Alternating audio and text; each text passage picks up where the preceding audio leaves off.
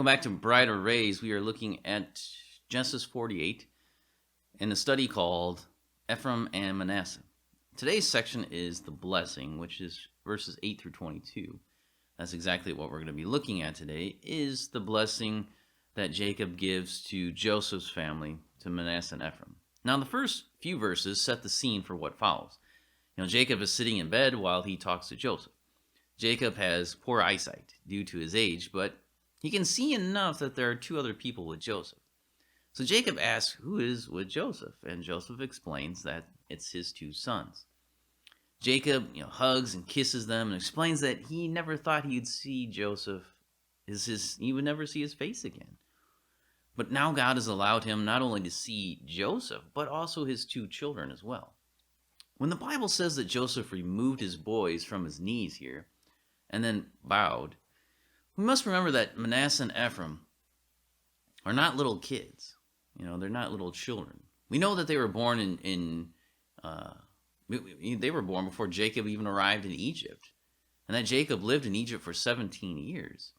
So, and that, they showed up in the middle of the famine. So we can kind of figure out that the boys are around 20 years old, both of them probably somewhere around in that area. So they're not little kids.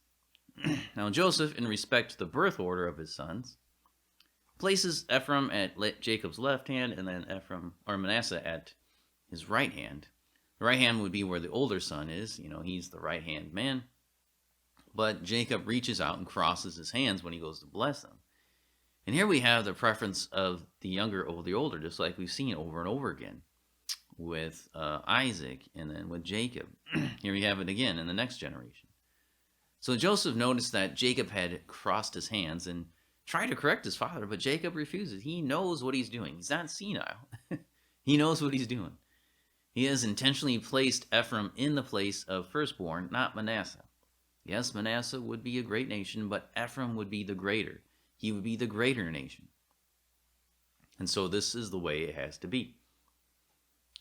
Now let's look at the blessing of Jacob. First, Jacob calls upon the God before whom his fathers Abraham and Isaac walked.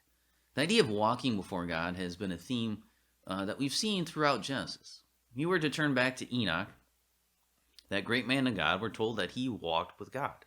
Move forward in the timeline there, and you get to Noah, who also is called a man who walked with God. Of course, remember the stories of both Abraham and Isaac, and they're walking with God. But you know what? The theme is not just confined to the book of Genesis. We find the command to walk with God in his ways over and over again in the books of Leviticus and Deuteronomy in connection with the law. When the law of God was given, they were called to walk with God, to walk in his ways. Joshua, as the eastern tribes were departing after the conquest, the eastern tribes moved off, and Joshua calls upon the people to love God and to walk in his ways. However, in the book of Judges, we find that the people, after Joshua dies, they soon turned aside from the way in which their fathers walked, who had obeyed the commands of the Lord, and they did not do so. So we have that story. Now we get to King David. As he was approaching death, he charged his son Solomon to walk in the ways of God. He said, you have to do that. Solomon, on the day that he dedicated the temple of God, said that God keeps his covenant and shows steadfast love to those who walk before him. Also, that Israel would never lack a man to sit on the throne as long as they walked before God. The prophets mention it many times as well. They mention, walking in the ways of the Lord. And it continues on into the New Testament, as many of the writers speak of walking with God. This phrase then links the faith of those earliest people, right? All the way back to the earliest people. And it links it all the way through, really, to ourselves. The God that Jacob walked before here in this story, and he's commanding his family to do, really, is the same God that we call upon. It's the same God that we walk before. Now, Jacob also saw God as a shepherd, and Jacob knew all about what it meant to be a shepherd, right? That's what he did. That's what his livelihood was. So this imagery here was important to him. It made sense. It was impactful to him. And it should be to his family, because the rest of his family, too, are shepherds. But Jacob recognized at the end of his life that God had been guarding and guiding his life all along. He was his shepherd. As we grow older, this ought to be our perspective as well. We look back and see the events of our lives through the lens of God's shepherding. Right? The Lord is my shepherd. I shall not want. He makes me lie down. He leads me. He uses his rod and staff on and for me. Now, many years later, Jesus came in and said, I am the good shepherd. Jacob's shepherd is Jesus. And he's our shepherd too. Jacob also calls God the angel who redeemed me. Jacob's day, they were few and evil, he says. And yet the angel of the Lord had redeemed him from it all. This is what Zechariah knew as he prophesied, Blessed be the Lord God of Israel, for he has visited and redeemed his people and raised up a horn of salvation for us. This is what the disciples on the road to Emmaus were hoping for, that Jesus was the one to redeem Israel. They were foolish and slow to believe, but they did. And when Jesus finally explained to them what the prophets had said, the angel who redeemed Jacob from all evil had done the same for all of God's people. Amazing. Now Jacob calls upon God to bless Manasseh and Ephraim, that the names of Abraham and Isaac and his name would be carried on, and that they would grow into a multitude like the fish of the sea. This would place Ephraim and Manasseh at the same level and equal recipients of the covenant as the other sons of Jacob. And finally, if you skip down to verse 20, we find the end of the blessing. Because God would make Ephraim and Manasseh's descendants so numerous that the other people of Israel would use them as a blessing. They would call upon Ephraim and Manasseh and use their names as a blessing upon other people. They would bless each other, saying, God, make you as Ephraim and Manasseh. Because they were so prosperous, so numerous.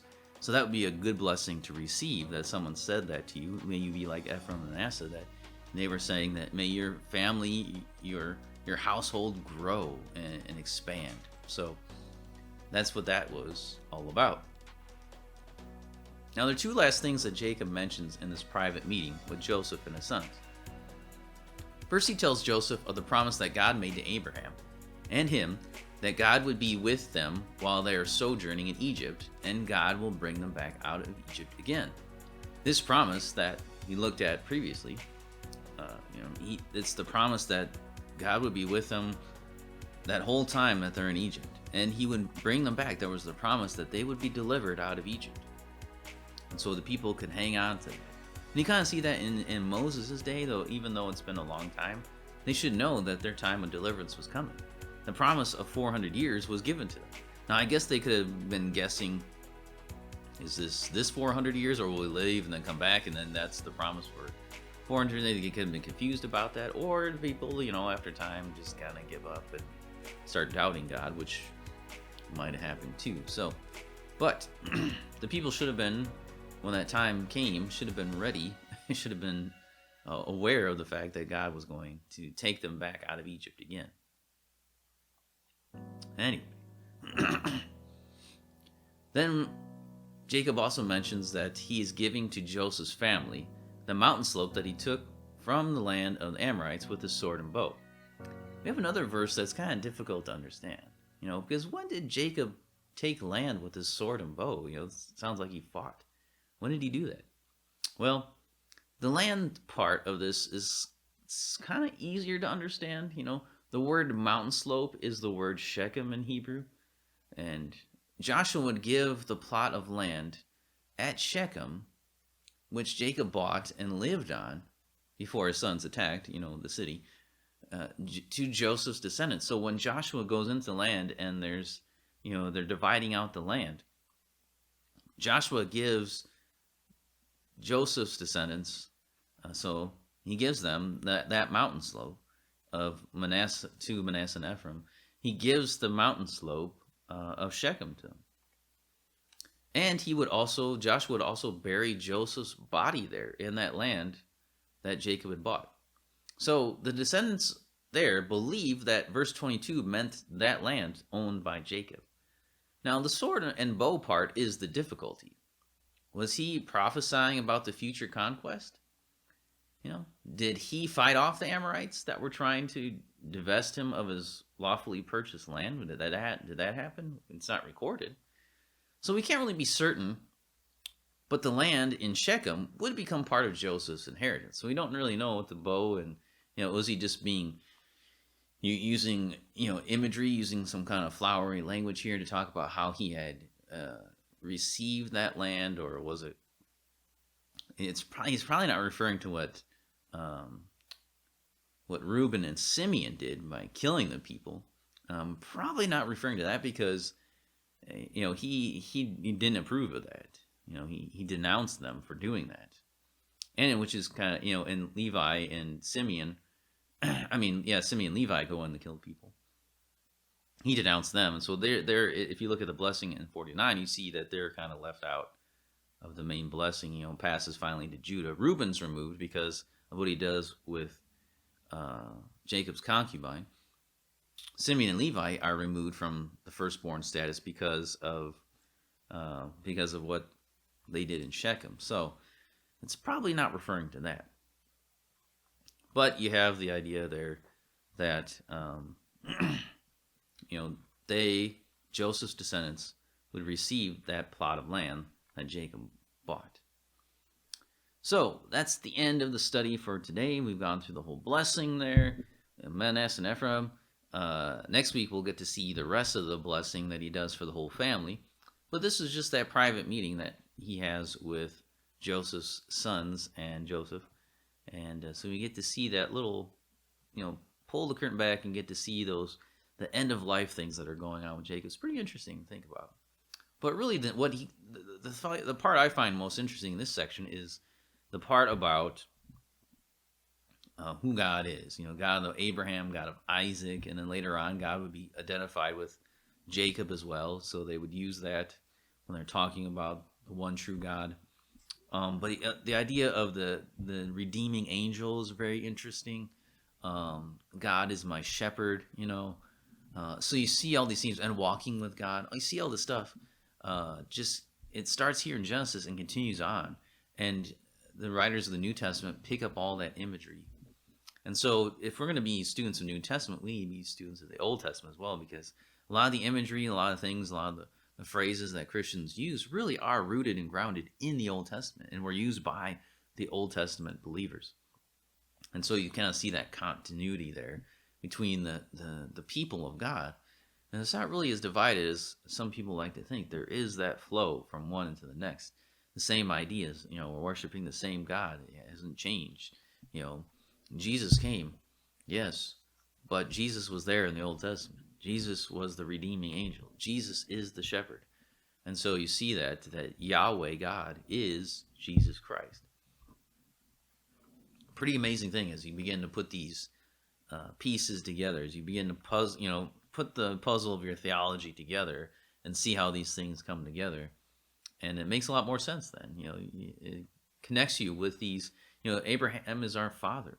But looking at these things, then you begin to see how and why he really is the father of all those who are faithful. So we'll come back next time and we'll conclude our study together on this chapter.